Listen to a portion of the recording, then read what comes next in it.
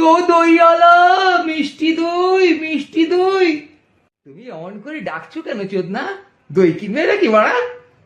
না, তো আমি দই কিনবো না, আমার পকেটে তো পয়সা নেই। পকেটে পয়সা নেই, দই জ্বালায় রাখছিস বোকা চোদা।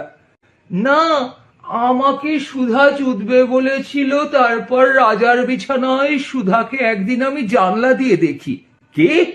তা আমি কি করবো? রাজার বিছানায় তুমি সুধাকে জানলা দিয়ে দেখবে না, তুমি দরজা দিয়ে সুধার ঠাকুমাকে দেখবে?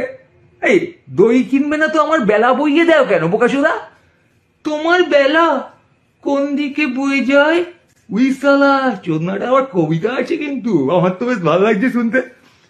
না, আমাকে তুমি বলো, তোমার দই বেচতে বেচতে যে সময় চলে যায়, সে সময় কোন দিকে যায়? সময় উত্তর থেকে দক্ষিণে, দক্ষিণ থেকে উত্তরে হয়ে পার্লামেন্ট, বিধানসভা হয়ে কি পিএম এর পদে ঢুকে যায়? উইস্তালা, এ তো পলিটিক্যাল মাল।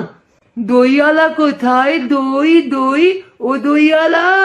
আরে বাড়া, কিনবি না? পয়সা নেই, পেটিএম করে দিবি। আমি তোমায় পেটিএম করে দিতে পারবো না, আমি না পাসওয়ার্ড ভুলে গেছি, আর আমার ইউপিআই সেট করা নেই। আরে দূর বাড়া, সেট করা নেই ইউপিআই তো করে নেয় না, তুই জিপে দিয়ে দিবি।